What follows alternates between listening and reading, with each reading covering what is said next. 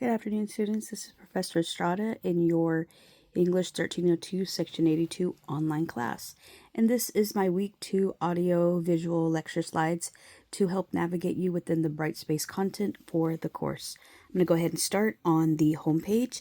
This is the homepage that will always help you, guide you to where you need to go.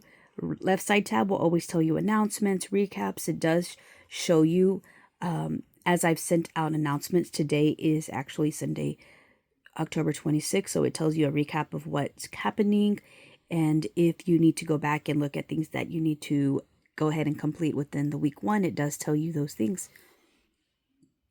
My right side will always tell you my contact info, and one thing I want to point out right now is that while students find this extremely helpful to look at the work to do or the calendar, sometimes those dates are not correct in specifics. They simply will always tell you the added due dates that I give to students that can turn in late work. But mind you, the week will always start on a Monday morning at 8 o'clock to a Sunday at 11:59. So let's always refer to those due dates within that. The extra days are just if you need the extra day or you forgot to turn in something. I do accept late work up to 4 days late. I just knock and deduct 25 points off each day. I'm going to go ahead and click on the content. The content is your navigator on how to go about in the weekly online folders.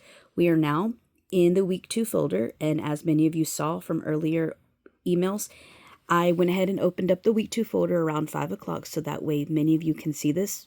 Maybe it was 6 o'clock. So that way it will technically open up for everybody on Monday at 8 o'clock. But I went ahead and opened it up a couple hours earlier for everybody.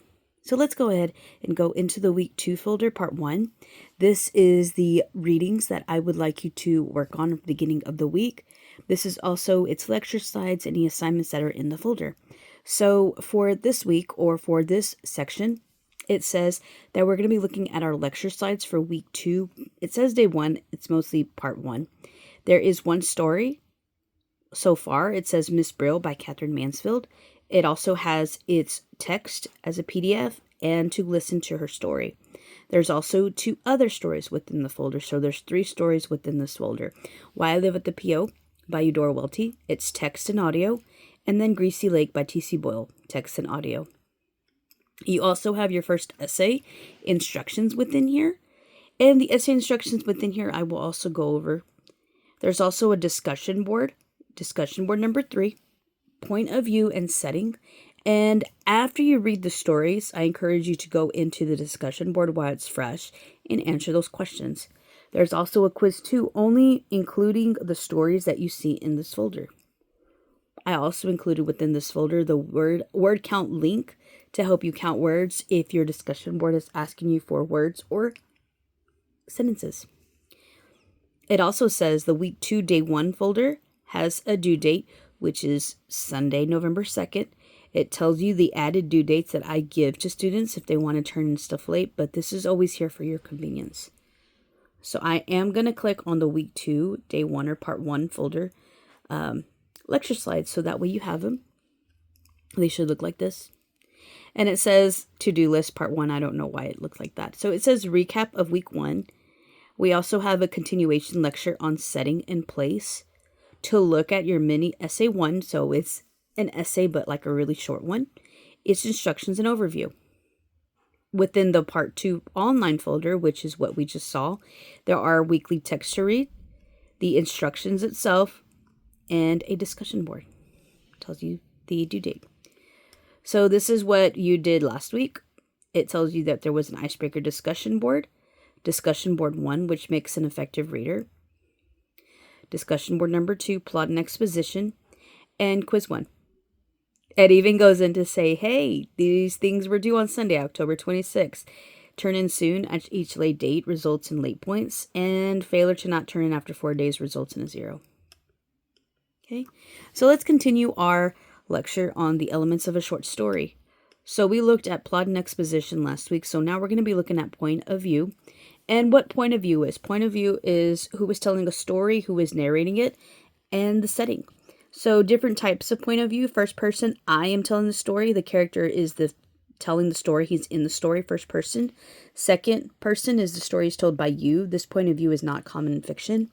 Third person limited, the story is about he or she. The narrator is outside of the story.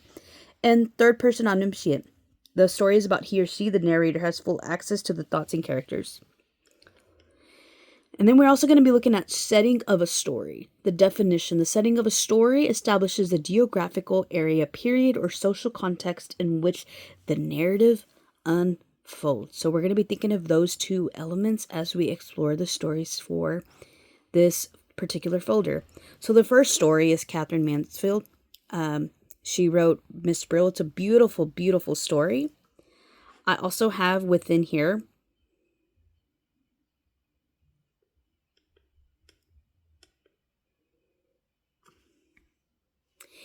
I'm so sorry. I have to go back. Apologies. I had to pause the video to make sure that there was a specific due date on one of the assignments. So let's move forward. I deeply apologize for that. So we have the text for Miss Brill right here. We also have her audio. If you want to go back and listen to the audio as you're reading her story, you're more than welcome to. I always try to make sure that one, the text is within the folder, but also two, if an audio can be included, I include those. I also have right here Why I Live at the PO by Eudora Welty as a text and Gracie Lake as a text, and then their audios as well. After you read their stories, I would like you to go into the discussion board number 3, which is called POV or point of view and setting. And because you will be reading them hopefully first, there's going to be questions specifically in regards to them altogether or individually. And it's going to ask you for a specific word count, which is why I always include the word count link. But also to reply to others, I also include right here ways to include feedback to others if you need that. And then it's due date. And then to start a new thread, you click on start a new thread. So that way you have those. There's also a quiz 2 to take online. This quiz 2 is only specifically for those 3 stories.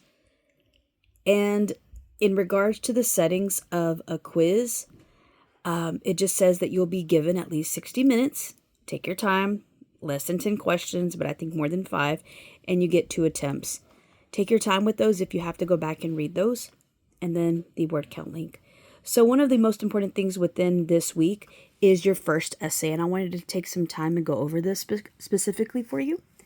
So your first essay is a mini essay, and I say mini because of its content, which I'm about to go over here in a minute, but it's a mini essay. It's a compare and contrast instructions essay.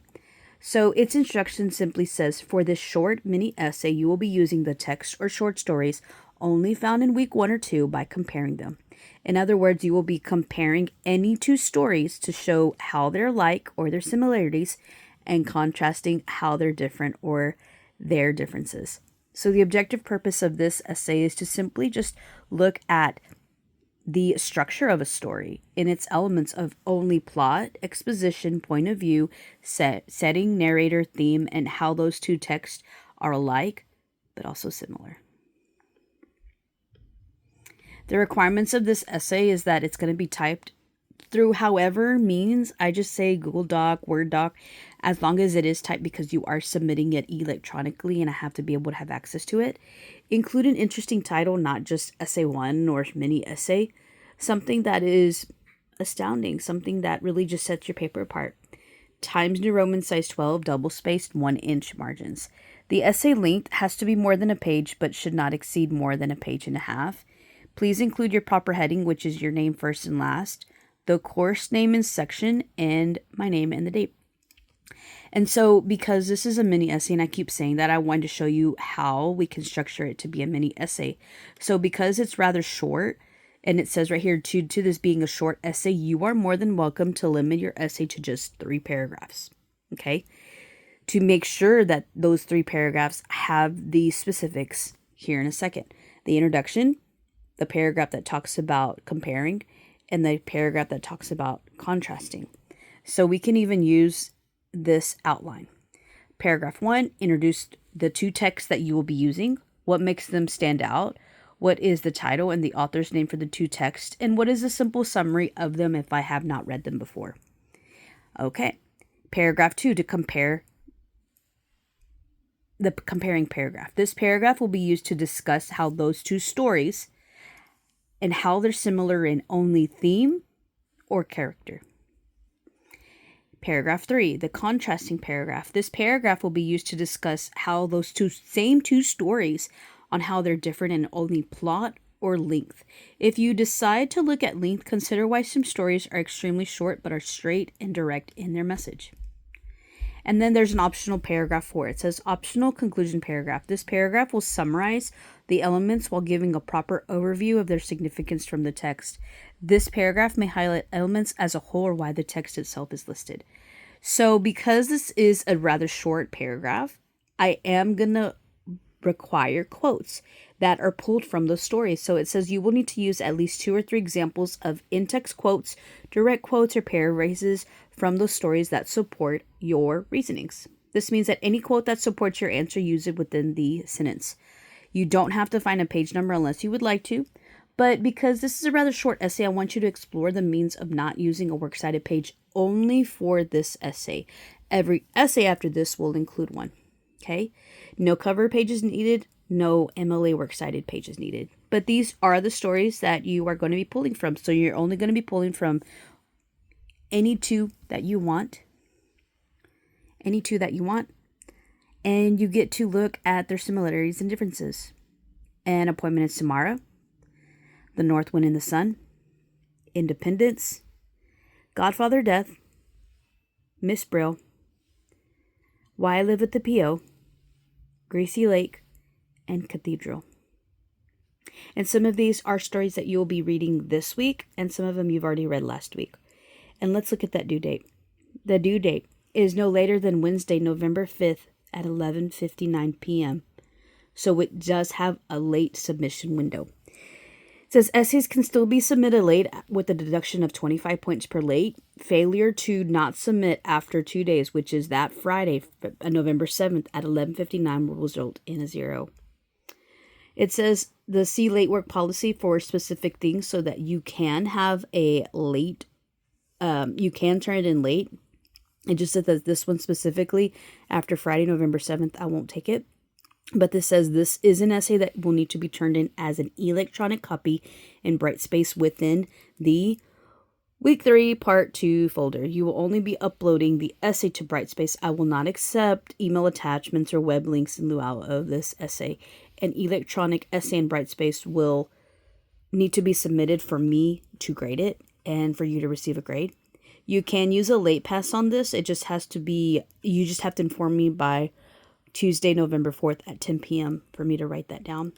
And then I'll also include the rubric for you in case you need to look at it. I'm going to be looking at selecting details, compare and contrast, how well you have that content in there, your focus, your introduction and conclusion, and the structure, points possible for each and every one of them. Okay, you are more than always welcome to print this or download it so that way you have it, but it is found in the Week 2, Part 1 folder. So now we're going to go into the Week 2, Part 2 folder. It says that the Week 2, Part 2 folder has lecture slides. It has one story, Cathedral by Raymond Carver, as a text.